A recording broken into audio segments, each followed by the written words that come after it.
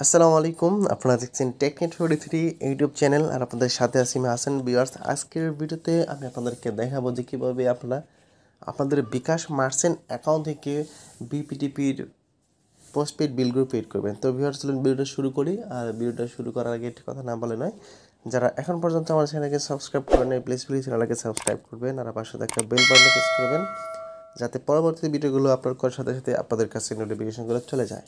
আর যারা অলরেডি আমার চ্যানেলকে সাবস্ক্রাইব করেছেন তাদেরকে অসংখ্য ধন্যবাদ।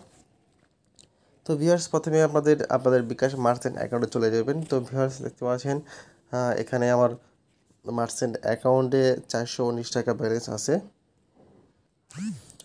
তো আমি এই মার্চেন্ট অ্যাকাউন্ট দিয়ে একটি বিপিডিপির পোস্টপেড বিল পেড করব।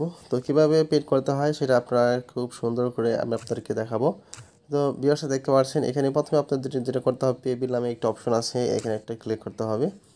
তো ক্লিক করার পর এবার আপনি চাইলে এখান থেকে আপনি খুঁজে আপনার যে বিপিডিপি পোস্টপেড বিলের অপশনটা আছে সেটা আপনি সিলেক্ট করতে পারেন, বা এখান থেকে আপনি যে বিদ্যুৎ নামে একটা অপশন আছে এটা যদি ক্লিক করেন তাহলে কিন্তু অনেকটাই সহজ হয়ে যাবে। তো তারপর এখান থেকে আপনি ক্লিক করার পরে দেখতে পাবেন বিপিডিপি পোস্টপেড নামে একটা অপশন এখানে পেয়ে যাবেন, এখানে একটা ক্লিক করবেন। ক্লিক করার পরে এবার আপনার এখানে দেখতে পাচ্ছেন বিল সময় সীমা, তারপর এখানে কনজিউমার নং, তারপর এখানে কাস্টমার মোবাইল দেখতে পাচ্ছেন। এখানে আপনাদেরকে বিল সময় সীমা আপনি কোন মাসের বিলটা দিবেন সেটা সিলেক্ট করে দেবেন। আমি এপ্রিল মাসের বিলটা দিব, সেজন্য এখানে এপ্রিল 2024 সিলেক্ট করে দিলাম। তারপর এখানে কনজিউমার নং এবার আমি দিয়ে দেবো। তো আপনাদের যে বিপিডিপির পোস্টপেড বিলের আপনাকে পেপারটা দিবে সেখানে কনজিউমার নাম্বার আছে, আপনি সেখান থেকে কনজিউমার নাম্বারটা তুলে দিবেন। তো আমি আমার যে বিল পেপারটা আছে সেটার কনজিউমার নাম্বারটা দিয়ে দিলাম। দিয়ে দেওয়ার পরে এবার আমি আমার ফোন নাম্বারটা এখানে দিয়ে দেব। তো দিয়ে দেওয়ার পর এবার দেখতে পাচ্ছেন এখানে পে বিল করতে এগিয়ে যান, এখানে আমি একটা ক্লিক করব।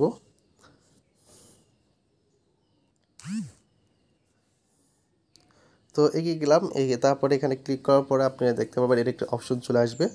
তো এবার আপনি আপনি কোন মাসের বিল, তারপরে আপনার যে বিল কনজিউমার নাম সেটা আপনি দেখতে পাবেন, ফোন নাম্বার এবং পরিশোধের শেষ তারিখ এবং সব কিছু স্ট্যাটাস আপনি এখানে দেখতে পারবেন।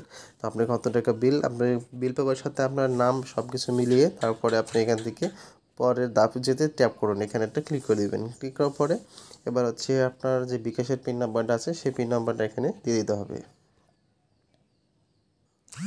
তো পিন নাম্বারটা দিয়ে দেওয়ার পরে এবার নিশ্চিত করুন যে একটি অপশন পেয়ে যাবেন, এখানে একটা ক্লিক করে দিবেন। তো ক্লিক করে দেওয়ার পরে এবার নিচে দেখছেন পে বিল করতে ট্যাপ করে ধরে রাখুন, আমি এখানে পে বিল জন্য ট্যাপ করে ধরে থাকবো। তো তারপর এখানে ধরে থাকার পরে দেখতে পাচ্ছেন বিল পেড হয়ে যাবে, এসএমএস চলে আসছে এবং আপনি স্ট্যাটাস যেখানে সব কিছু দেখতে পাবেন, যে এসএমএস চলে আসছে এবং দেখেন অনেকগুলো এসএমএস চলে আসবে। তো তারপর দেখতে পাচ্ছেন এখানে সব কিছু ডিটেলস আমি এখান থেকে পেয়ে যাবেন।